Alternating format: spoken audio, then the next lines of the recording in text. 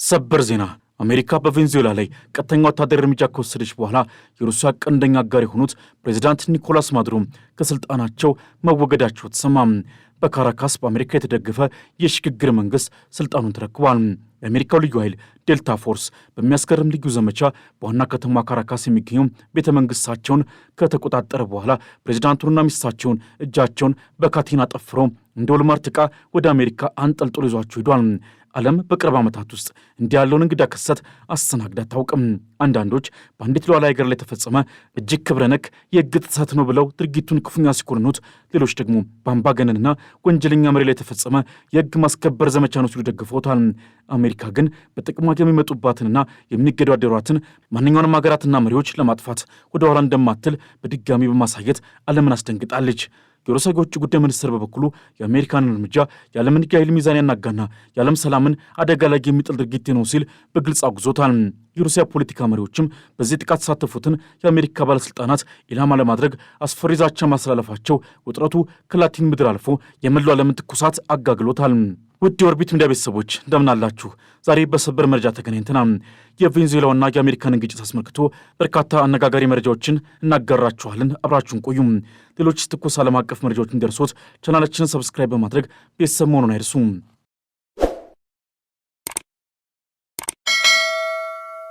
በድንገት የሌሊቱን ጸጥታ የሰነጠቀ ከባድ የፍንዳታ ድምፅ ካራካስን አናወጣት። አንደኛው ፍንዳታ ሁለተኛው ሶስተኛውን እየወለደ የከተማውን ሰማይ ቀይ ብርሃን አለበሰው። የመኖሪያ ሕንፃዎች መስኮቶች ተንቀጠቀጡ። የመኪና ማንቂያዎች ያለማቋረጥ መጮህ ጀመሩ። ሰዎች በድንጋጤ ከቤታቸው እየተሯሯጡ ወጡ።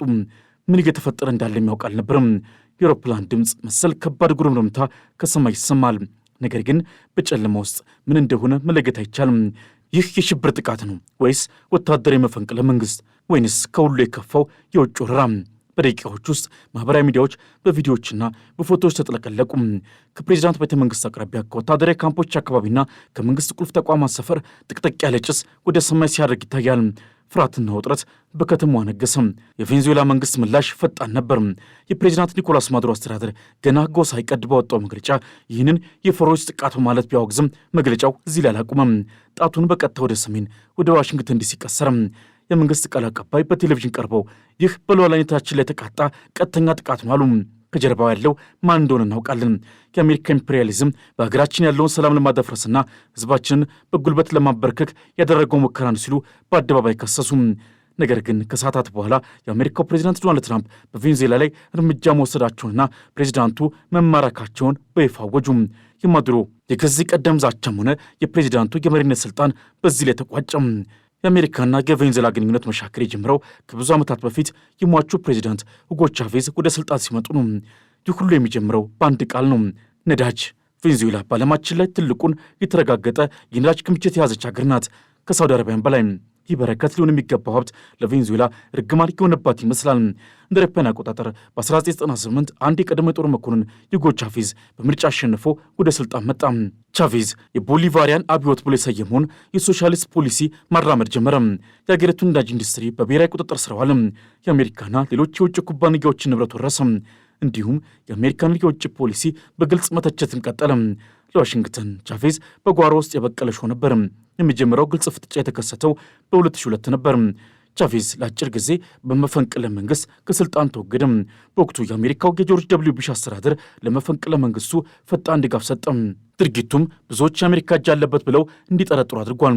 ቻቬዝ በታማኝ ደጋፊዎቹና በጦሩ ክፍል እርዳታ በ2 ቀናት ውስጥ ወደ ስልጣን ቢመለስም ከዚያች ቀን ጀምሮ በአሜሪካው ላይ ያለ ጥርጣሬና ጥላቻ አይሎ ቀጠለ። ቻቬዝ ከኩባው ፊደል ካስትሮ ጋር በመሆን በአሜሪካ ላይ የላቲን አሜሪካ የነጻነት ንቅናቄን አቀጣጠለ። የቬንዙዌላ ነዳጅ እንደ ፖለቲካ መሳሪያ መጠቀምን ቀጠለ። ለአሜሪካ ተቀናቃይ ለሆኑ ሀገራት ማለትም እንደ ኩባ፣ ኢራንና ሩሲያ ድጋፍ በመስጠትም ዋሽንግተንን አስቆጣ። ጦርነቱ ገና ከጀምሩ በርዕዮተ ዓለምና በኢኮኖሚ የበላይነት ላይ የተመሰረተ ነበር። ቻቬዝ የቦሊቫሪያን አብዮት ብሎ በሰየመው የሶሻሊስት ፖሊሲው የአሜሪካን የውጭ ፖሊሲ በላቲን አሜሪካ ምድር ይቃወም ቀጠለ። የቬንዙዌላን ግዙፍ የነዳጅ ሀብት በመጠቀም በክልሉ ውስጥ የአሜሪካንን ተጽዕኖ የሚቋቋም የግራ ዘመን መንግስታት ህብረት ለመፍጠር ሞክሯል። ያካሄድ ከዋሽንግተን ጋር በቀጥታ አጋጨው። አሜሪካ ቻቬዝን በክልሉ የዲሞክራሲ ስርዓትን የሚያዳክምና የአሜሪካንን ጥቅም የሚጻረር አምባገነን አድርጋ ትመለከተው ነበር። እንደ አውሮፓውያን አቆጣጠር በ2002 በተካሄደውና በከሸፈው መፈንቅለ መንግስት ጀርባ የአሜሪካን እጅ እንዳለበት የቻቬዝ መንግስት ሲከስ ቆይቷል። ምንም እንኳን አሜሪካ ይህንን በይፋ ብታስተባበልም ጥርጣሬው ግን እንደ ጥላ ሲከተላቸው ኖሯል። ቻቬዝ ከሞተ በኋላ ስልጣን የያዙት ኒኮላስ ማዱሮ ተመሳሳይ የጸረ አሜሪካ ፖሊሲን ተከተሉ። ነገር ግን በማዱሮ ዘመን የቬኔዙዌላ ኢኮኖሚ ከቁጥጥር ውጭ በሆነ የዋጋ ንረት፣ በምግብና በመድኃኒት እጥረት ክፉኛ ተመታ። ተቋሚዎችም ይህንን የሶሻሊስት ፖሊሲ ውድቀት ሲሉ፣ ማዱሮ በበኩሉ የአሜሪካ የኢኮኖሚ ጦርነትና ማዕቀቦች ውጤት ነው ሲል ይከራከራል። አሜሪካ በማዱሮ አስተዳደር ላይ የጣለቻቸው ከባድ ማዕቀቦች የቬኔዙዌላን ኢኮኖሚ የበለጠ አዳከሙት። የአገሪቱን ነዳጅ ዘርፍ ሽባ በማድረግ መንግስት የውጭ ምንዛሬ እንዳያገኝ አድርገዋል። ዋሽንግተን እነዚህ ማዕቀቦች የማዱሮን አምባገነን ሰራዊት ለማዳከምና ወደ ዲሞክራሲያዊ ሽግግር ለማስገደድ ያለሙ ናቸው ስትል፣ ካራካስ ግን ይህ የህዝቡን ህይወት የሚቀጥፍና ሀገሪቱን ለማንበርከክ የታለመ የኢኮኖሚ ወረራ ነው ትላለች። ከዚህ በተጨማሪ እንደ አውሮፓውያን አቆጣጠር በ2020 ኦፕሬሽን ገዲዮን በሚል ስያሜ በሁለት የቀድሞ የአሜሪካ ልዩ ኃይል ወታደሮች የሚመራ አነስተኛ የቅጥረኛ ቡድን ማዱሮን ከስልጣን ለማውረድ በባህር በኩል ያደረገው ያልተሳካ ሙከራም የቅርብ ጊዜ ትውስታ ነው። ሁጎ ቻቬዝ በ2013 በካንሰር ህመም ሲሞት ተተኪው ኒኮላስ ማዱሮ ስልጣኑን ተረከበ። ነገር ግን ማዱሮ የቻቬዝን ያህል የህዝብ ተቀባይነትም ሆነ አመራር ችሎታ አልነበረውም። በዓለም ገበያ የነዳጅ ዋጋ መውደቅ የቬኔዙዌላን ኢኮኖሚ ክፉኛ ጎዳው። ሙስና ተንሰራፋ፣ የዋጋ ግሽበት ሰማይ ነካ። ለዋሽንግተን ይህ ትክክለኛው ጊዜ ነበር። የአሜሪካ ጥቃት በአንድ ጊዜ በሶስት ዋና ዋና ግንባሮች ተከፈተ። ዘመናዊ ጦርነት የሚካሄደው በታንክና በጦር ጀቶች ብቻ አይደለም። አንዳንዴ በባንክና በገበያ ውስጥ በሚደረግ ስጉር ዘመቻ ነው። አሜሪካ በቬኔዙዌላ የተጠቀመችው ዋነኛ መሳሪያ የኢኮኖሚ ማዕቀብ ነበር። የመጀመሪያው ምዕራፍም በኦባማ አስተዳደር ጊዜ ማዕቀቡ የተጣለው በመንግስት ባለሥልጣናት ላይ ነበር። ንብረታቸው ማገድ፣ የጉዞ እገዳ መጣል የመሳሰሉት። ዓላማው መንግስቱን ከውስጥ በማዳከም ነበር። የከፍተኛ ጫና ዘመቻም ቀጠለ። በዶናልድ ትራምፕ አስተዳደር ጊዜ ማዕቀቡ ወደ ላቀና አውዳሚ ደረጃ ላይ ከፍ አለ። ትራምፕ በቬኔዙዌላ የነዳጅ ኩባንያ ላይ ከባድ ማዕቀብ ጣሉ። ይህ ምን ማለት ነው? ቬኔዙዌላ ነዳጇን ለአሜሪካ መሸጥ ተከለከለች። የአሜሪካ ኩባንያዎችም ከቬኔዙዌላ ጋር እንዳይሰሩ በይፋ ተከለከሉ። ከሁሉም በላይ ግን ቬኔዙዌላ የአሜሪካን የፋይናንስ ስርዓት ወይም ዶላርን በመጠቀም ዓለም አቀፍ ግብይት እንዳታደርግ ተከለከለች። እስቲ ያስቡት፣ የአንድ ሀገር የደም ስር የሆነውን የነዳጅ ገቢ በአንድ ጀንበር ማድረግ። የቬኔዙዌላ መንግስትም ነዳጅ ሽጦ ምግብና መድኃኒት መግዣ ገንዘብ ማግኘት ተሳኑ። በውጭ ሀገራት የነበራት በቢሊዮኖች የሚቆጠር ዶላር ንብረቷና የወርቅ ክምችቷ ታገደም። ይህ ጥቃት በቀጥታ ያነጣጠረው በማዱሮ ላይ ቢሆንም ሰለባ የሆነው ግን በሚሊዮን የሚቆጠር የቬኔዙዌላ ህዝብ ነበር። ሆስፒታሎች ያለ መድኃኒቶች ቀሩ፣ ሱቆች ባዶ ሆኑ፣ ህዝቡ ሀገሩን ጥሎ በስደት መውጣት ጀመረ። አሜሪካ ይህ ለማዱሮ አገዛዝ ፍጻሜ ያመጣል ብላ ብታምንም ተቺዎች ግን ይህ የሰብአዊ ቀውስ መፍጠር የሚፈጸም የጅምላ ቅጣት ነው አሉ። የኢኮኖሚ ጫናው ብቻውን በቂ አልነበረም። ማዱሮን ከስልጣን ለማውረድ የፖለቲካ ትርምስ መፍጠር አስፈላጊም ነበር። እንደ አውሮፓውያን አቆጣጠር በ2018 ቬኔዙዌላ ፕሬዚዳንታዊ ምርጫ አካሄደች። ማዱሮ አሸነፍኩ አሉ። ነገር ግን ተቃዋሚዎችና የአሜሪካ መራሹ የዓለም አቀፍ ማህበረሰብ ምርጫው ተጭበርብረዋል አሉ። ከጥቂት ወራት በኋላ በጥር 2019 ዓለምን ያስደነገጠ አንድ ክስተት ተፈጠረ። የወጣቱ የፓርላማ አፈ ጉባኤ ዩዋን ጓይዶ በካራካስ ጎዳናዎች ላይ በሺዎች በሚቆጠሩ ደጋፊዎቹ ፊት ቆሞ የቬኔዙዌላ ጊዜያዊ ፕሬዚዳንት መሆኑን አወጀ። በደቂቃዎች ውስጥ የትራምፕ አስተዳደር ለጓይዶ እውቅና ሰጠ። ካናዳ፣ ብሪታንያ፣ ጀርመንና አብዛኞቹ የላቲን አሜሪካ ሀገራትም ተከተሉ። በቅጽበት ቬኔዙዌላ ሁለት ፕሬዚዳንቶችን አገኘች። አንደኛው ቤተ መንግስቱንና ጦሩን የተቆጣጠሩ ማዱሮ፣ ሌላኛው ደግሞ የዓለምን ድጋፍ ያገኘው ጓይዶ። ይህ የአሜሪካ ድንቅ የፖለቲካ ቁማር ነበር። ዓላማው ግልጽ ነው። የማዱሮ መንግስት ህጋዊነት መንሳት፣ የቬኔዙዌላን ጦር በመክፈል ከጓይዶ ጎን እንዲቆም ማድረግ፣ በሀገሪቱ ውስጥ ህዝባዊ አመፅ በማቀጣጠል ማዱሮን ከስልጣን ማስወገድ። የአሜሪካ የቬኔዙዌላን የውጭ ንብረት ከማዱሮ መንግስት በመንጠቅ ለጓይዶ መንግስት ማስረከበች። ነገር ግን አንድ ወሳኝ ነገር አልተሳካም። የቬኔዙዌላ ጦር ከማዱሮ ጀርባ እንደ ጸና ቆመ። ጦሩ ከሌለ ጓይዶ ስልጣን የሌለው የአሻንጉሊት ፕሬዝዳንት ሆነም። የኢኮኖሚና የፖለቲካ ጫናው ማዱሮን ማንበርከክ ሲያቅተው አማራጩ ወደ ስውርና ወታደራዊ እርምጃዎች ማምራትም ቀጠለም። ምንም እንኳን አሜሪካ በቀጥታ ወታደራዊ ጥቃት ባትፈጽምም በማዱሮ ላይ ያነጣጠሩ በርካታ ሙከራዎች ተደርጓል።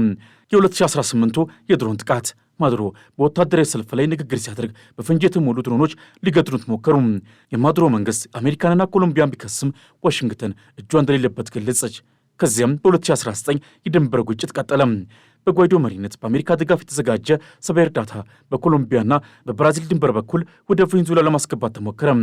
ዓላማው እርዳታ ሳይሆን የቬኔዙዌላን ጦር ለሁለት ከፍሎ ግጭት መቀስቀስ ነበር። የማዱሮ ጦር ድንበሩን በመዝጋት ሙከራውን አከሸፈው። ከዚያም የ2020 ኦፕሬሽን ገዲዮን ተከተለ።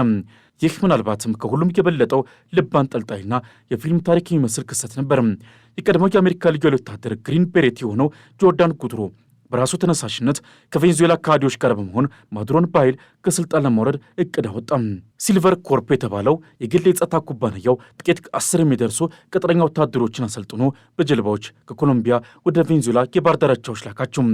እቅዳቸው ካራካስን በመውረር ማዱሮን መያዝ ወይም መግደል ነበር። ነገር ግን ኦፕሬሽን ገዲዮን በአስከፊ ሁኔታ ከሸፈ። የማዱሮ የስለላ ድርጅት ቀድሞ መረጃ ስለነበረው ወታደሮቹ የባህር ዳርቻው ላይ እንደደረሱ በአካባቢው አሳጥማጆችና በጸጥታ ኃይሎች ተከበው ተያዙ። 2 አሜሪካውያንን ጨምሮ በርካቶችም ታሰሩ። ይህ ክስተት ለአሜሪካ ትልቅ ውርደት ነበረ። ሲአይኤ ደጋግሞ የሚጠቀመውን አይነት ሊካሄድ የሚችል ዘመቻ ነው ብለው ያምናሉ። ታዲያ ይህ ሁሉ ጫና፣ ይህ ሁሉ ማዕቀብ፣ ይህ ሁሉ የፖለቲካና ስውር ዘመቻ ምን አይነት ውጤት አመጣ?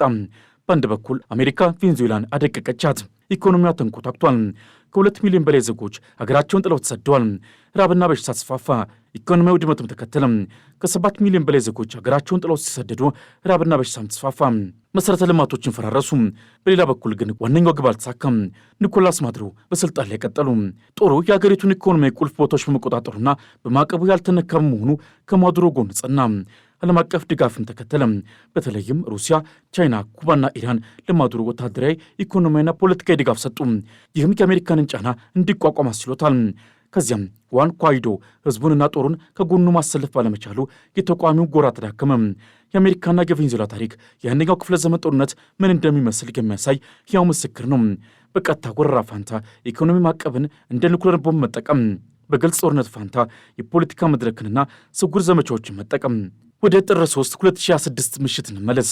እንግዲህ ይህንን ታሪካዊ ዳራ ይዘን ነው የዛሬው ሌሊት ክስተቶች መመርመር ያለብን።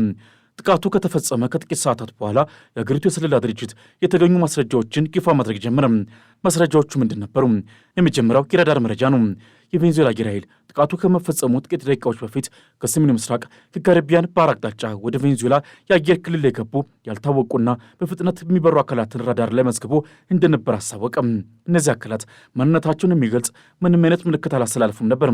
ጥቃቱ ከደረሰባቸው ቦታዎች በተሰበሰቡ ፍርስራሽ ላይ የተደረገው የመጀመሪያው ደረጃ ምርመራ የፍንዳቶቹ ባህሪ ከሀገር ውስጥ ሽብርተኞች አቅም በላይ እንደሆነና የተራቀቁ የጦር መሳሪያዎችን እንደሚያመላክት ተገለጸ። በተለይም በአንድ የወታደራዊ መረጃ ቢሮ ላይ ከወደቀው ሚሳኤል የተገኙ ቁራጭ የአሜሪካ ሰራሽ ሄልፋየር ሚሳኤል አካል እንደሆነ ተነገረ። ይህ መረጃ ግን እስካሁን በገለልተኛ ወገን በይፋ አልተረጋገጠም። የኮሚኒኬሽን መረጃዎች የቬንዙዌላ መንግስት የአሜሪካ የስለላ ድርጅቶች ከኮሎምቢያና ከብራዚል ጋር በሚዋሰኑ አካባቢዎች ከሚንቀሳቀሱ የቬንዙዌላ መንግስት ተቃዋሚ ቡድኖች ጋር ያደረጓቸውን የተጠለፉ የኮሚኒኬሽን ልውጦችን ይፋም አደረጉ። እነዚህ ልውጦች በቅርቡ በካራካስ ትልቅ ነገር ይከሰታል የሚሉ ምልክቶችን ይዘው እንደነበር ተገልጿል። ፍንዳታዎቹ የተከሰቱባቸው ቦታዎች ስትራቴጂካዊ ጠቀሜታ ያላቸው ናቸው። የፕሬዚዳንቱ ቤተ መንግስት አካባቢ፣ ዋና ወታደራዊ ካምፕና የመንግስት የቴሌቪዥን ጣቢያ አቅራቢያ። እነዚህ ኢላማዎች የተመረጡት መንግስትን ሽባ ለማድረግና የስነ ልቦና ጫና ለመፍጠር ታስቦ እንደሆነ ግልጽ ነው። ይህ ደግሞ ከተራገ የሽብር ጥቃት ይልቅ በሚገባ የታቀደ ወታደራዊ ኦፕሬሽን መሆኑን ያመለክታል። የአሜሪካንን የተደበቀ ኦፕሬሽን ታሪኮችን እንመልከት። አሜሪካ በተለይ ሲአይኤን በመጠቀም በላቲን አሜሪካ የቆየ የተደበቀ ኦፕሬሽኖችን የማካሄድ ታሪክ አለው። ከቺሊው ሳልቫዶር አሌንዴ መፈንቅለ መንግስት እስከ ኒካራጓው የኮንትራ አማጽያን ድጋፍ ድረስ የአሜሪካ እጅ በብዙ የክፍሉ ሀገራት የውስጥ ጉዳይ ጣልቃ ገብቷል። ይህ ታሪክ ዛሬ በቬንዙዌላ ላይ የሚቀርበው ክስ እንደ ጥላ ሆኖ ያገለግላል። የውስጥ ችግሮችና የውጭ ጠላት በሌላ በኩል የማዱሮ መንግስት ከፍተኛ የውስጥ ጫና ውስጥ ይገኛል። የኢኮኖሚ ውድቀት፣ የህዝቡ ምሬትና የተቃዋሚዎች ግፊት ከመቼውም ጊዜ በላይ ጨምሯል። በዚህ ሁኔታ የውጭ ጠላት መፍጠር ህዝብን ከጎኑ ለማሰለፍና ተቃዋሚዎችን እንደ የውጭ ተላላኪ መፈረጅ ለማጥፋት እንደሚያስችል ብዙ የፖለቲካ ተንታኞች ይስማማሉ። ከዚህ ባለፈ የዓለም አቀፉ ማህበረሰብ ምላሽም የዓለምን ትኩረት ስቧል። የቬንዙዌላ አጋሮች ማለትም ሩሲያ፣ ቻይናና ኩባ ወዲያውኑ ጥቃቱን አውግዘዋል። የሩሲያ የውጭ ጉዳይ ሚኒስትር ባወጣው መግለጫ በቬንዙዌላ ሉዓላዊነት ላይ የሚደረግ ማንኛውም አይነት የውጭ ጣልቃ ገብነት ተቀባይነት የለውም ሲል አስጠንቅቋል። ቻይና በበኩሏ ለችግሩ ሰላማዊ መፍትሄ እንዲፈለግና አሜሪካ ከውጭ ጣልቃ ገብነት እንድትቆጠብ አሳስባለች። የአሜሪካ አጋሮች ማለትም የአውሮፓ ህብረትና አብዛኞቹ የላቲን አሜሪካ ሀገራት ለክስተቱ ስጋታቸውን ገልጸው ገለልተኛ የሆነ የዓለም አቀፍ ምርመራ እንዲካሄድ ጠይቋል። ነገር ግን የአሜሪካንን ድርጊት በቀጥታ ከማውገዝ ተቆጥቧል። የተባበሩት መንግስታት የጸጥታው ምክር ቤት አስቸኳይ ስብሰባ ጠርቶ በሁለቱ ሀገራት መካከል ያለው ውጥረት ወደ ግልጽ ጦርነት እንዲያመራ ስጋቱን ገልጿል። ዛሬ በካራካስ ሰማይ ላይ የታየው እሳትና ጭስ የሁለት ሀገራትን የረጅም ጊዜ ጥላቻና አለመተማመን ጋድ ከወጣ ክስተት ነው። ይህ ጥቃት የላቲን አሜሪካንን ጂኦፖለቲካ እንደገና የቀየሰና የዓለምን ሰላም በአደገኛ ሁኔታ የተገዳደረ ነው። ይህ ድርጊት የቀዝቃዛው ጦርነት ጊዜ የነበረውን የሞንትሮ ዶክትሪን ማለትም አሜሪካ በላቲን አሜሪካ ላይ ያላትን የበላይነት በኃይል ወደ መመለስ ያመራ ሲሆን በላቲን አሜሪካ ጸረ አሜሪካነት ስሜት እንዲጨምርም አድርጓል። ቬንዙዌላ ትልቁን የዓለም የነዳጅ ክምችት ያላት ሀገር በመሆኗ ይህ የስርዓት ለውጥ ጥቃት የዓለምን የነዳጅ ገበያ በከፍተኛ ሁኔታ እናውጡታል። የአሜሪካ እርምጃ በዋናነት የቬንዙዌላን የነዳጅ ሀብት ከሩሲያና ከቻይና ተጽዕኖ ነጥቆ መቆጣጠር ላይ ያነጣጠረ ነው። የአሜሪካ ጥቃት ኢኮኖሚ ዓላማውን በግልጽ ያሳያል። የሩሲያና የኢራን የነዳጅ ትስስር የኢኮኖሚ ድጋፍ ስለሚሰጣቸው የቬንዙዌላ ነዳጅ መቆጣጠር የእነዚህን ዕለት የገንዘብ አቅም በእጅጉ ይገድባል። የዓለም ገበያ አሁን በከፍተኛ የነዳጅ ዋጋ ንረት ስጋት ውስጥ ወድቋል። ነገር ግን ዛሬም ቢሆን ጦርነቱ አላለቀም። የቀደመው የባይደን አስተዳደር አንዳንድ ማዕቀቦችን በድርድር ለማላላት ቢሞክርም መሠረታዊ ግጭት ግን አሁንም አለ። ጥያቄው ይህ ሁሉ ለምን አስፈለገም? ለአሜሪካ ቬንዙዌላ የዲሞክራሲ ጦትና የሰብአዊ መብት ጥሰት ተምሳሌት ናት ወይስ በጓሮ ውስጥ የጠላቶቿ ማለትም የሩሲያና የቻይና ተጽዕኖ እንዲያይል የማትፈልግበት የስትራቴጂ ጉዳይ ነው? መልሱ ምንም ይሁን ምን አንድ ነገር ግን ግልጽ ነው። በዚህ የሀያላን የቼዝ ጨዋታ ውስጥ ዋጋ እየከፈለ ያለው ህልሙ የተሰበረው ወደፊት ህይወቱ የጨለመው የቬንዙዌላ ህዝብ ነው። ውድ ተመልካቾቻችን ስለ አሜሪካና ቬንዙዌላ ግጭት የእርሱ ሀሳብ ምንድን ነው? የአሜሪካ እርምጃ ትክክል ነበር ወይስ ሉዓላዊ ሀገር ላይ የተደረገ ህገወጥ ጥቃት ነው? ሀሳባችን በኮሜንት ቦታ ላይ አስቀምጡልን። ይህን ቪዲዮ ከወደዳችሁት ላይክና ሼር ማድረግ እንዲሁም ቻናላችንን ሰብስክራይብ ማድረግ አይርሱ። በቀጣይ ቪዲዮ እስክንገናኝ ድረስ ሰናይ ጊዜ ይሆንላችሁ።